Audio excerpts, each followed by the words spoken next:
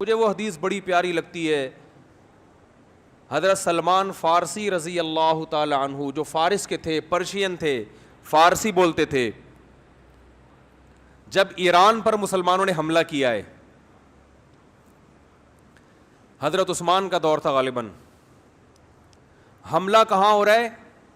ایران پر, اور حملہ کرنے والے بڑے بڑے صحابہ, بڑے عشرہ مبشرہ میں بھی اکثریت اس جنگ میں موجود, کمانڈ کرنے والے سلمان فارسی. نہیں آ رہی بات؟ حملہ کس پہ کر رہے ہیں؟ اپنے ملک پہ. کس پر؟ ایران پر. صحابہ نے آپ سے اجازت مانگی کہ آپ ہمیں اجازت دیں ہم اٹیک کریں. آپ نے فرمایا نہیں, میں نے رسول اللہ صلی اللہ علیہ وسلم سے یہ فرماتے ہوئے سنا ہے کہ جب تک اسلام کی دعوت نہ دے دو اس وقت تک حملہ کرنے کی اجازت نہیں ہے. تو حضرت سلمان فارسی اپنی قوم پر حملہ کس کے خلاف ہو رہا ہے؟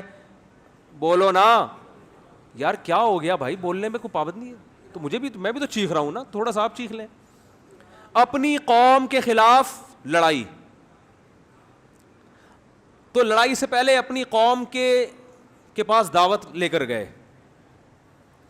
دعوت کا انداز دیکھیں, جب بھی اسلام کی دعوت دی جاتی ہے تو انداز یہ ہوتا ہے بھائی ہم سب تم کو ایک خدا کی طرف دعوت دیتے ہیں, آؤ اسلام پہ تحقیق کرو, یہ دین برحق ہے. یہ تھا نا؟ نا نا نا نا, یہ انداز نہیں.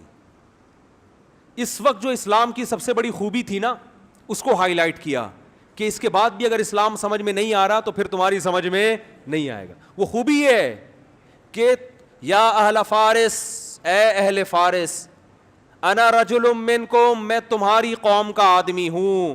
تمہیں پتہ ہے کہ عربوں میں عصبیت کوٹ کوٹ کے بھری ہوئی ہے. عرب کے علاوہ کسی کو برداشت نہیں, اپنے جیسا کسی کو نہیں سمجھتے. مجھے عرب نے نہ صرف یہ کہ عزت دی ہے اپنے جیسا, بلکہ اپنے سے برتر مجھے کمانڈر بنا دیا. عرب کی قیادت کس کے ہاتھ میں ہے؟ کمانڈر کون ہے؟ میں ہوں. یا اہل فارس, اے اہل فارس, انا رجل منکم, تمہاری قوم کا آدمی ہوں. ترون العرب یطیعوننی, چھوٹی موٹی قوم میری فرما برداری نہیں کر رہی. عرب کو دیکھ رہے ہو کہ تم میری کمانڈ کے تحت لڑ رہے ہیں. کیا انداز, خاندانی انداز تھا یا نہیں دعوت کا؟ آج اگر یہ چیز عربوں میں پیدا ہو جائے تو دنیا کا نقشہ بدل جائے گا. عرب کی عراق پر جب حملہ ہوا تو بعض عربوں نے نعرہ لگایا کہ کسی دوسرے عرب ملک پر ہم حملہ برداشت نہیں کریں گے. کاش وہ یہ کہہ دیتے کہ کسی دوسرے اسلامی ملک پر ہم حملہ برداشت, بولو نا, لیکن نہیں نکلتا منہ سے. عرب تو بھئی عربوں کی تو مدد کہیں بھی نہیں قرآن میں لکھی ہوئی کہ اللہ کہتے ہیں میں عربوں سے محبت کرتا ہوں. ایک آیت بھی ہمیں ایسی نہیں ملی. یہ جو حدیث ہے کہ عربوں سے محبت کرو اس لیے کہ قرآن عربی, حدیث من گھڑت ہے. ٹھیک ہے, ہم پھر بھی فضیلت کے قائل ہیں کہ اسلام آپ میں پہلے آیا, آپ نے دنیا کی قیادت کی, اس بیس پر ہم عزت دیں گے آپ کو. لیکن اللہ کی طرف سے مدد اس بیس پہ نہیں آئی. جب بنو عباس کی خلافت کا, اسلام میں 2 خلافتیں عربوں کی آئی ہیں اور تیسری خلافت اجمیوں کی.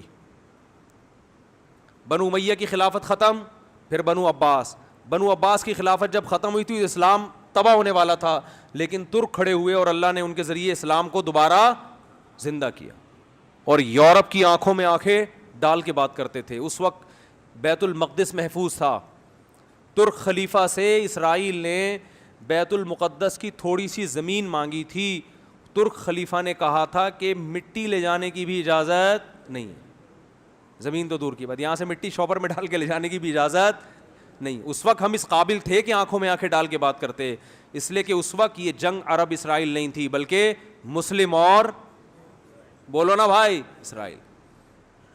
لوگ کہتے ہیں عرب جو ہے نا اسرائیل کو تسلیم کر رہے ہیں, تو بھائی کرنے دو. عربیت کی بیس پہ کر رہے ہیں, اسلام کی بیس پہ نہیں ہوگا. پاکستان اسلام کے نام پہ بنا ہے, عربیت کے نام پہ نہیں بنا. اس لیے پاکستان ابھی تک اسرائیل کو تسلیم نہیں کر رہا ہے اور انشاءاللہ نہیں کرے گا. اور اگر حکمران کرنے کی کوشش کریں گے تو ہم کرنے نہیں دیں گے انشاءاللہ. بیس اسلام ہے. تو خیر اسلام کی دعوت میرے بھائی دنیا کی ہر قوم کے لیے. کیا بات چل رہی تھی, یہ تو چینل ہی چینج ہوتا رہتا ہے یار, پتہ نہیں یہ بار بار جو ہے نا ویوز. وہ جب ہم بچپن میں, اب تو ریڈیو بڑے تمیز کے ہو گئے ہیں, پہلے جب ریڈیو لگاتے تھے نا میچ آتے آتے گانے آنا شروع ہو جاتے تھے. کسی بچے کا ذرا سا ہاتھ لگا, ریڈیو ادھر کو گھوم گیا تو گانے آ رہے ہیں. پھر جناب تھوڑا سا چھینک آئی کسی کو تو اس کی فریکوینسی کیا ہو گئی, چھینک سے چینج, خبریں آنا شروع. تو میرا بیان بھی کچھ اسی سٹائل کا ہو رہا ہے آج کل. کیا ٹاپک لے کے چلتا ہوں, کدھر کو آ رہا ہے, وہ فریکوینسی کیا ہو رہی ہے, چینج ہو رہی ہے.